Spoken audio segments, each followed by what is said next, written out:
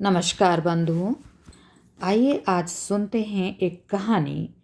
लेकिन उससे पहले यह बताते चलें कि इस कहानी को थोड़ा सा हमने संशोधित किया है। इस बदलाव को लेखिका चाहें तो माने या ना माने, यह उनकी अपनी इच्छा पर निर्भर है। अपने चैनल पर सुनाते हुए इस कहानी को संशोधित करना हमें आवश्यक लगा। देर न करते हुए चलिए कहानी सुनाते हैं, जिसकी लेखिका हैं आगरा की रमा वर्मा श्याम। कहानी का नाम है रश्मिया।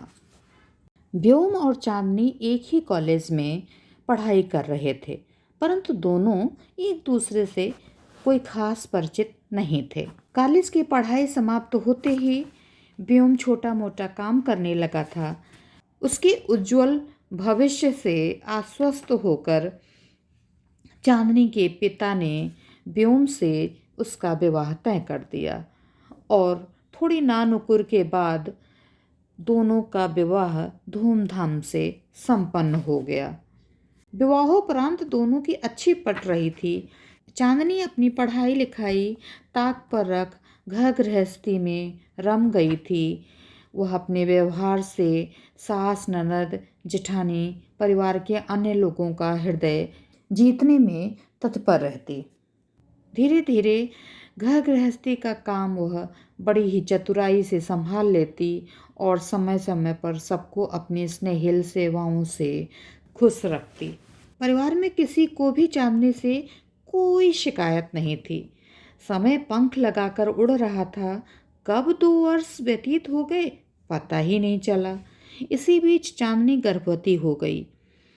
जब घर वालों को उसके पांव भारी होने का पता चला तो जैसे खुशियों ने अपना पिटारा खोल दिया हो। घर में नन्हे मुन्ने किलकारी गूंजने का सब अपनी तरह से स्वप्न पाले खुशी का आनंद ले रहे थे। स्वप्न पाले खुशी का आनंद लेने लगे थे। व्योम के घर वाले चांदनी की देखभाल भली भांति करने लगे। सास चांदनी की हर इच्छा का ध्यान रखती, ननद भी भाभी को खुश रखने का प्रयास करती और जेठानी तो घर के सारे काम स्वयं करने लगी। चांदनी को किसी भी प्रकार का कष्ट न हो इस बात का ध्यान रखते। व्योम तो बहुत ही खुश था, क्योंकि घर में उसे पापा कहने वाला नन्हा मुन्ना आने वाला था। चांदनी भी परिवार में खुशी का माहौल देख मन ही मन खुश रहने लगी और सारा ध्यान अपने स्वास्थ्य पर देने लगी। चांदनी यह सोच विचार कर बहुत खुश थी कि वह पूर्णता को प्राप्त होने वाली है। नारी के लिए यह दिन सबसे महत्वपूर्ण दिन होता है जब वह माँ बनती है। 9 माह बाद चांदनी ने बेटी को जन्म दिया। पोती के जन्म से दादा दादी प्रसन्न तो हुए, लेकिन थोड़े खिन्न से रहे। उन सालों बाद घर में बच्चे का जन्म हुआ था। भले ही वह कन्या थी, वो संतोष करने लगे कि इस बार न सही, अगली बार सही। स्वर्ण सी दमकती नन्ही बच्ची को देख दादी ने अपने मन को समझा लिया। तीसरे दिन चांदनी अस्पताल से घर आ गई। 10 दिन तक चांदनी की और चांदनी की बच्ची की खूब देखभाल हुई। 10वें दिन नामकरण संस्कार में पंडित जी को बुलाकर पूछा, इस सोनपरी का नाम क्या रखें पंडित जी? पंडित जी ने उस बच्चे को देखकर कहा, उसका नाम सोना रख दिया। बच्चे होने के बाद चांदनी व्योम से कहने लगी थी कि धीरे धीरे हमारा परिवार बढ़ेगा ही, कब तक सास ससुर पर बोझ बनकर रहेंगे। अब हमें भी अपनी जिम्मेदारियां समझनी होंगी और अपना परिवार पालने के लिए किसी अच्छी नौकरी की तलाश करनी होगी। अभी सोना मुश्किल से 1.25 वर्ष की ही हुई थी कि चांदनी फिर से गर्भवती हो गई। इस बार के गर्भवती होने पर घर के सदस्य खुश होने की जगह नाक मुंह से कोड़ रहे थे और आपस में फुसफुसाते रहते थे। सास कह रही थी, इतनी जल्दी क्या थी? ननद कह रही थी, अभी तो बच्ची छोटी थी। जेठानी भी दबी जुबान से कह रही थी कि मुझे ही संभालना पड़ेगा। दो को तो संभालने से रही।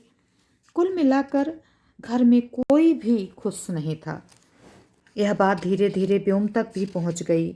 व्योम से उसकी माँ कहने लगी थी, बेटा तू चांदनी को समझा ना, अभी बच्ची छोटी है, मेरे साथ अस्पताल चले और गर्भपात करा दे। मान ले दूसरी भी लड़की हो गई तो क्या होगा? कहाँ से उसकी पढ़ाई होगी? कहाँ से दहेज जुटाएंगे? हम सब विपत्ति में फंस जाएंगे। चांदनी को समझा बुझाकर अस्पताल ले चल, वहाँ पर सफाई करा देंगे। व्योम व्योम को भी माँ की बात में सच्चाई नजर आने लगी। वह सोचने लगा, माँ ठीक तो कह रही है। आजकल लड़के वालों के मुंह फटे हुए रहते हैं, 20-30 लाख से दहेज कम नहीं मांगते हैं। और यदि दूसरी भी बेटी हो गई तो उस समय के हिसाब से आज से दुगना दहेज कहाँ से लाएंगे? मेरी नौकरी अभी लगी नहीं है, पापा रिटायर हो गए हैं, भैया की भी नौकरी प्राइवेट है और उनके अपने भी बच्चे हैं। चांदनी अपनी नौकरी के प्रति आश्वस्त है, परंतु यदि ज्वाइनिंग लेटर नहीं मिला तो अभी हम चांदनी को गर्भपात के लिए मना लेते हैं। बाद में घर परिवार की स्थिति संभलती है तब दूसरे बच्चे की सोचेंगे। व्योम मन की उलझन में उलझ भविष्य के सपनों का ताना बाना बुन ही रहा था कि तभी चांदनी खुशी से चहकती हुई कमरे में प्रवेश करती है। उसने सोचा चाय पर सबको बताऊंगी। यह सोचकर वह सीधी रसोई में चाय बनाने चली गई। चाय की ट्रे लेकर बाहर बरामदे में आई जहाँ पर सब परिवार के लोग बैठे थे, पर उसने देखा कि सबके मुंह फूले हुए उदास से थे। चांदनी को अच्छा नहीं लगा। वह सबको चाय देकर अपनी चाय कमरे में लेकर आ गई और व्योम को अपनी पीड़ा से अवगत कराते हुए बोली, व्योम कुछ हुआ है क्या? सब लोग बदले बदले उदास उदास लग रहे हैं। कहीं से कोई ऐसी मनहूस खबर सुनाई दी है जिसके कारण सब लोग दुखी हैं?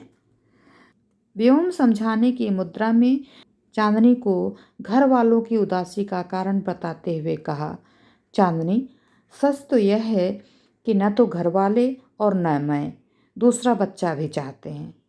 हम 2-4 साल बाद घर की परिस्थिति ठीक होने और मेरी नौकरी लग जाने पर दूसरे बच्चे की सोचेंगे।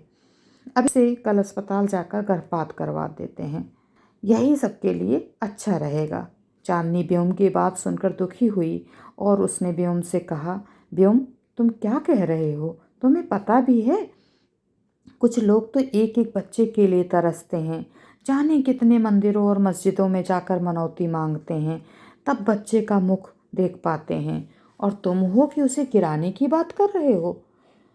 मान लो यदि लड़की हो ही गई तो क्या पहाड़ टूट जाएगा? आजकल लड़कियां ही माता पिता की सेवा करती हैं।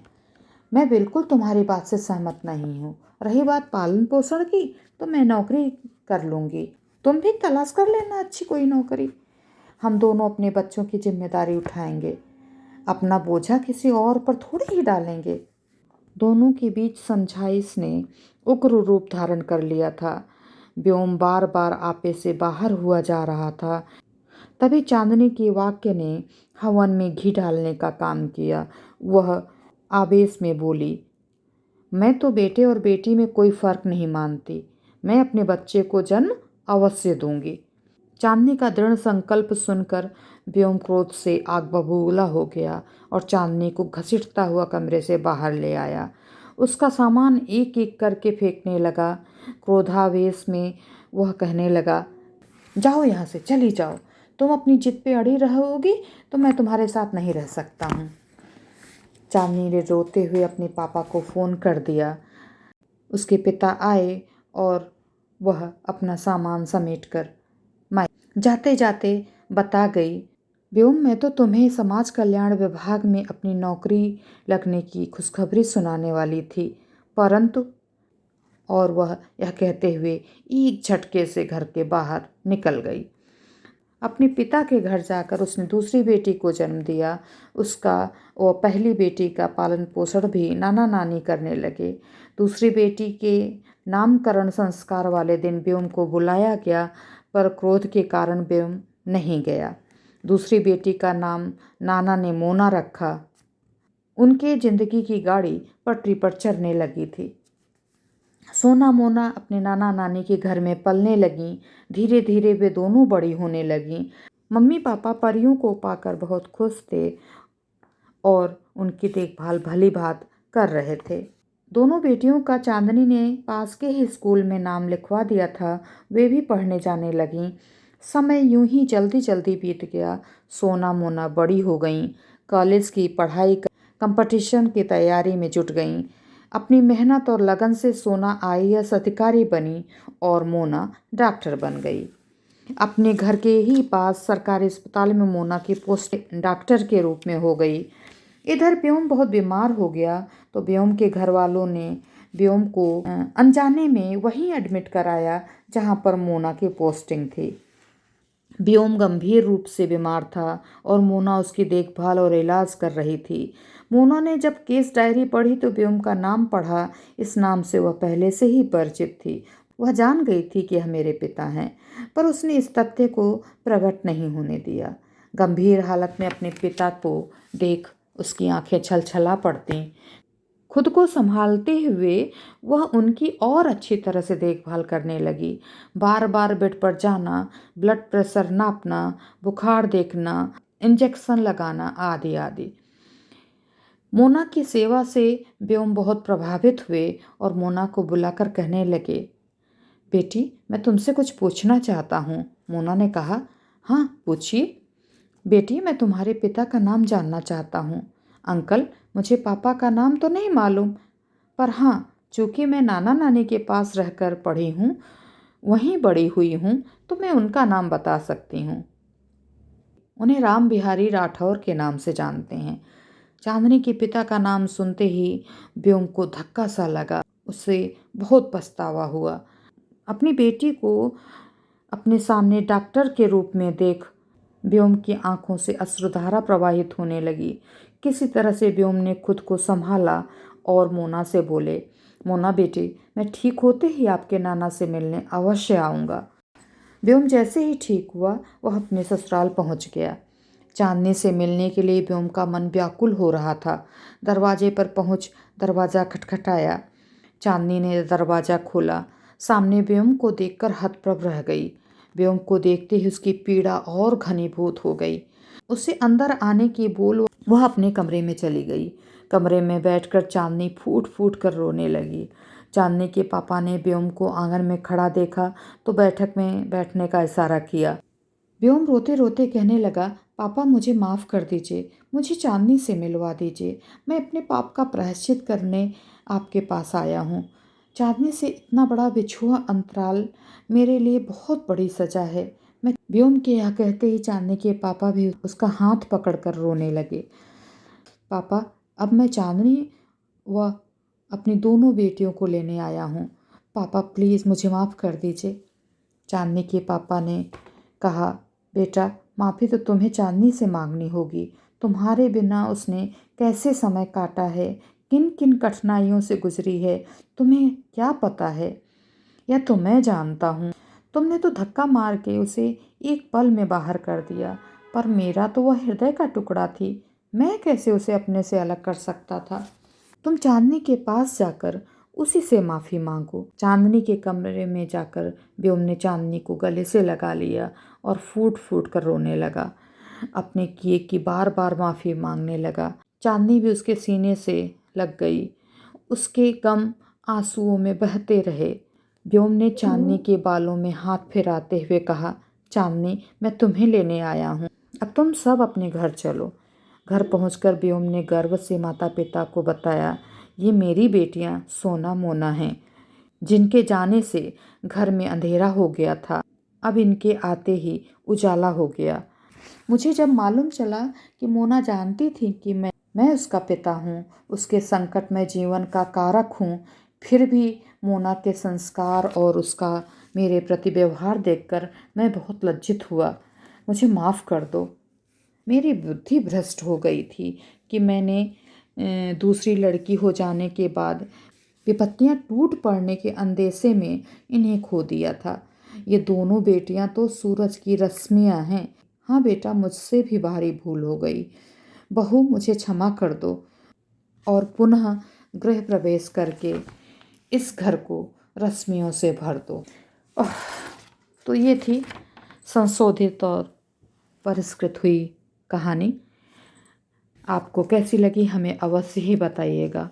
अभी के लिए इतना ही, फिर मिलते हैं किसी और कहानी के साथ।